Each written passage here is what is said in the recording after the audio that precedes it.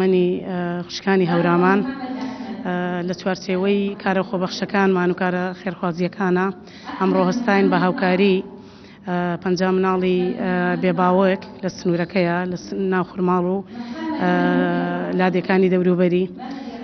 طبعا ئامانجمان لەم پرۆژەیە لە بەرچاوگرتنی قەیرانی دارایی لەم کاتەیە پێمان خۆش بوو ئەم هاوکاریە پێشکەشی و ماڵانە بکەین.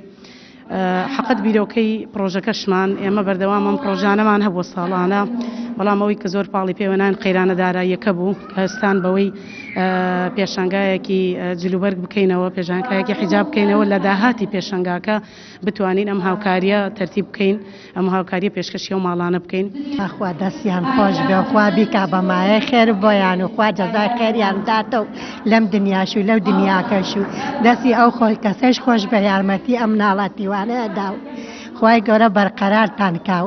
دەستیان خۆش بێ، زۆر مەمنونی، زۆر زیاخوا لە دەستیان زیاد بێ ئینشاءالله ولو قێرانیشە هیچ هەر باشتریشە بۆ ئێمەوە تۆ هەر باشە بۆ مناڵەکان، بۆ گرانیەکە گرانیە و قەیرانە و پارە نییە و زۆر مەمنونی ئینی ئیسلامین ئینشاءالله خوا سەرکەوتویان لەخوا بە زیاد بێ سەرکەوتون ئینشاءالله.